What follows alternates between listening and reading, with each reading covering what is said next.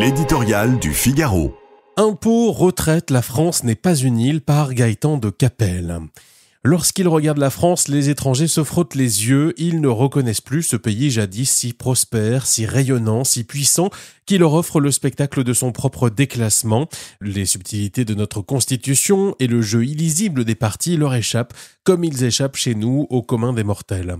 La seule chose que tout le monde a bien comprise est que la recherche de l'intérêt collectif a disparu de la réflexion politique nationale qui se résume désormais à de petits calculs de boutiquiers, plutôt surenchérir dans la démagogie, vendre son âme au diable que risquer une dissolution ou rater la marche de 2027. Ailleurs, certains ont fait d'autres choix plus courageux et n'ont pas à s'en plaindre. L'excentrique Javier Milei, que l'on disait en perdition, vient de remporter une éclatante victoire électorale malgré le traitement économique de cheval imposé à son pays. Preuve que, si l'on donne une perspective claire, le courage en politique peut payer.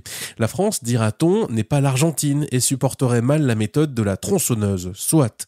Regardons alors au plus près de nous, en Italie par exemple, ou au Portugal. Ces anciens pestiférés de la zone euro, autrefois au bord de la faillite, font aujourd'hui figure d'exemple. Conjuguant croissance et redressement des comptes, ils créent des emplois, attirent des investisseurs, exportent leurs produits. Les marchés financiers applaudissent et leur prêtent à bon prix. Report de l'âge de la retraite, politique résolument pro-entreprise, fiscalité attractive, coupe dans la dépense publique, réduction du nombre de fonctionnaires, allongement du temps de travail.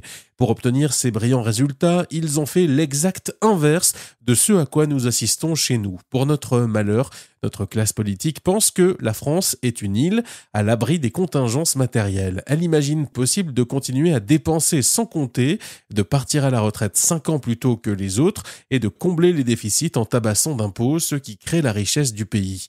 Si cela était vrai, nous serions les rois du monde.